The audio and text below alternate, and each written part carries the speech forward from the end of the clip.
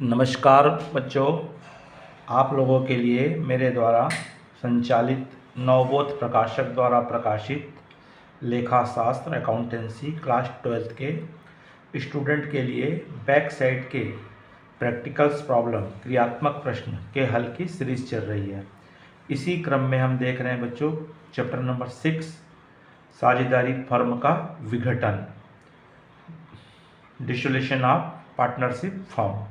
इसमें हम देखेंगे बच्चों आज क्वेश्चन नंबर 18, क्वेश्चन नंबर 19 ए। बच्चों अगर आप इस चैनल में नए हैं या पहली बार देख रहे हैं तो चैनल को सब्सक्राइब कर दीजिए, आइकॉन बेल को पुश कर दीजिए, जिससे कि आपको आने वाले सभी चैप्टर्स के सॉल्व प्राप्त हो सकें। बच्चों अगर पूर्व के चैप्टर्स के अगर आपको सॉल्व चाहिए, उनके हल चाहिए, तो आप प्लेलिस्ट में जाइए, क्रियात्मक प्रश्नों के हल नवबोध प्रकाशक में आपको चैप्टर नंबर 1 से लेकर अब तक सभी प्रश्नों के हल आपको प्राप्त हो जाएंगे। चलिए बच्चों देखते हैं क्वेश्चंस क्या कह रहा है और किस प्रकार से इसको सॉल्व किया जाएगा। तो क्वेश्चन नंबर 19A, जिसमें पार्टनर है शिल्पा, मीना और नंदा, 31 मार्च 2006 को फर्म से के विघटन का निर्णय लिया। इनका लाभ हानि विभाजन 3:2:1 है। इनकी बैलेंस शीट दी हुई है, जिसमें आपको building, stock, debtors, Capitals Nanda की दी है जो डेबिट बैलेंस है। कैश दिया हुआ है, कैपिटल शिल्पा और मीना की दी है, बैंक लोन है, क्रेडिटर्स है और प्रोविजन फॉर डाउटफुल डेब्ट्स जो डेटर्स में से माइनस भी किया जा सकता है, और जनरल रिजर्व है। शिल्पा ने 41,660 मूल्य का स्टॉक 35,000 रुपये में ले लिया और बैंक ऋण के भुगतान करने की सहमति दी। शेष स्टॉक का विक्रय 14,000 रुपये में किया गया और 10,000 रुपये के देनदारों से 8,000 रुपये ही कलेक्ट हुए। भूमि का विक्रय 1,10,000 में किया गया। शेष देनदारों से पुस्तक मूल्य का 50% ही वसूल हो पाया है। वसूली की लागत राशि 1,200 रुपये हुई है। 600 रुपये मूल्य का एक टंकण मशीन टाइपराइटर पुस्तकों में गैर अभिलिखित है, मतलब नॉन रिकॉर्डेड है, को एक क्रेडिटर ने इसी मूल्य पर ले लिया। वसूली खाता तैयार कीजिए। तो सबसे पहले बच्चों इसमें हमको रियलाइजेशन अकाउंट बनाना है। तो रियलाइजेशन अकाउंट बनाएंगे तो नॉर्मली जो कैश को छोड़ करके जो भी हमारी एसेट्स होती है उनको हम उतार लेंगे। तो सबसे पहले सेंट्री एसेट ले लीजिए।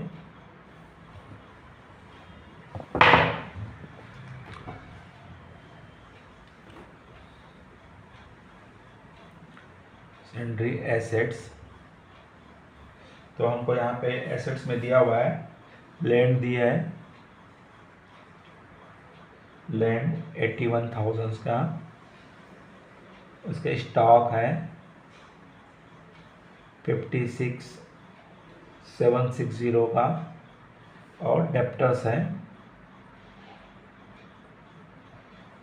है आपका 18,600 का। कुल मिलाकर के 1,56,360 रुपये की एसेट्स हैं। कैपिटल और कैश को छोड़ देंगे। लाइबिलिटी साइड में आ जाइए, आप लिख लीजिए सेंट्री लाइबिलिटीज, जिसमें आपका है बैंक लोन है, 20,000 का,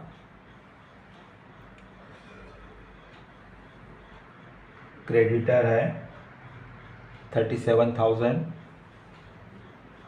दोनों, और डाउटफुल डेब्ट्स है, प्रोविजन फॉर डाउटफुल डेब्ट्स आपका है 12,000। तो इस तरह से 1,200 रुपये है। क्वेश्चन में मिस्टेक है, वो 1200, हाँ ठीक है 1200 रुपये है, 1200 रुपये। इन तीनों का टोटल लिख लीजिए 58,200। अब आ जाएंगे किस किस साझेदारों के द्वारा क्या क्या टेक ओवर किया गया है। तो क्रेडिट साइड में सबसे पहले हमारा आ जाएगा बाई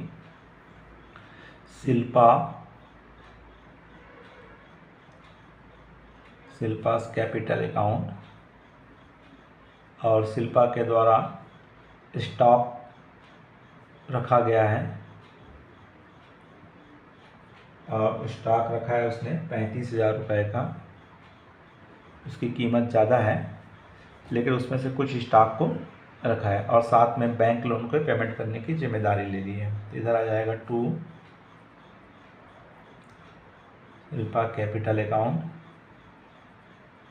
और बैंक लोन है आपका 20,000 रुपये पे करने की जिम्मेदारी ले ली है।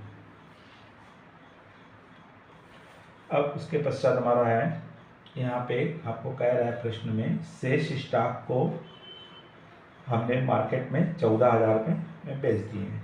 तो आपका यहाँ जाएगा बैंक अकाउंट लिखेंगे और बैलेंस जो भी हमारा शेष स्टॉक था उसको कितने में बेच दिया बोल रहा है 14,000 रुपये में शेष स्टॉक को किया गया। और आगे हमको बता रहा है देनदारों में भी और देनदारों 10,000 के देनदारों में से 8,000 वसूल हुए।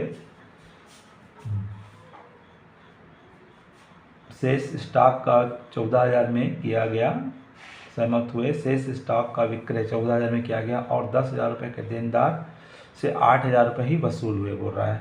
तो डेप्टर्स में से आपका 10,000 के देनदार थे जिसमें से 8,000 वसूल हुआ। और उसके आगे हमको बोल रहा है साथ में शेष देनदारों का 50%।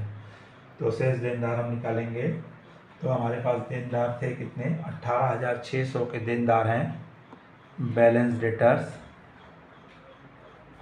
तो हमारे 18,600 के देनदार हैं जिसमें से 10,000 के देनदार को उन्होंने ले लिया, बचा आपके पास कितना 8,600। 8,600 का 50% वसूल हुआ है। तो 8,600 का 50% निकालेंगे तो 4,300 आएगा। 4,300। इस तरह से डेटर्स आपको डेटर्स से 2 कलेक्ट हुआ है और आपको स्टॉक से। तो इस तरह से टोटल आपका 1,36,000 रुपये 300 रुपये आपको कैश कलेक्ट हुआ है। हम देखेंगे आगे कह रहा है भूमि का विक्रय 1,10,000 में किया गया। तो अब हमारा इसमें लैंड भी है 1,00,000 रुपये। तो लैंड को मिला करके 1,36,300 में हमने बेचे। लैंड है और डेटर्स का आपका 12,300 है, 14,000 स्टॉक को बेचा। कुल मिला करके 1,36,300 में उसने बेच दिया है। आगे हमारा कहता है कि शेष देनदारों को वसूल हो गया। वसूली की लागत 1,200 रुपये। तो यहाँ पे हमको टू कैश अकाउंट या बैंक अकाउंट लिखेंगे और एक्सपेंसेस पेड किया उसने आपका 1,200 रुपये। उसके बाद हमको क्रेडिटर्स, तो क्रेडिटर्स के लिए हमको पे करना है। तो क्रेडिटर्स आपके हैं 37,000 हैं जिसमें से 6,000 रुपये की उन्होंने एक मशीन रख ली है। 6,000 की इन्होंने मशीन रख ली है और बाकी पैसा हमको इनको क्या करना पड़ेगा पेमेंट करना पड़ेगा। तो इस तरह से 31,000 रुपये हम इनको क्या करेंगे पेमेंट करेंगे। अब उसके पश्चात हमारे सभी एडजस्टमेंट हो गए हैं तो हम इन दोनों का आप डिफरेंस निकालेंगे। तो क्रेडिट साइड में हमारा टोटल ज़्यादा आ रहा है। क्रेडिट साइड पे टोटल है 2,29,500 आ रहा है। अब डेबिट में से उसमें से आप घटा देंगे 1,56,360, 20,000, 1,200 रुपये और 31,000। तो आपका डिफरेंस अमाउंट आ रहा है आपका 20,940। तो 20,940 डेबिट साइड में कम आ रहा है इसलिए ये प्रॉफिट है। और इस प्रॉफिट को तीनों पार्टनर के कैपिटल अकाउंट में ट्रांसफ़र कर देंगे। तो पार्टनर कौन कौन है, शिल्पा है और मीना है और आपकी नंदा है।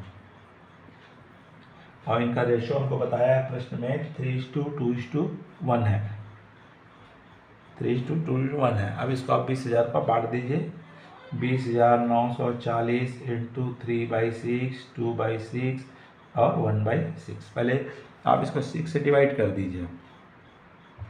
20,940 को पहले आप डिवाइड कर दीजिए 6 से, तो 3,490 आएगा।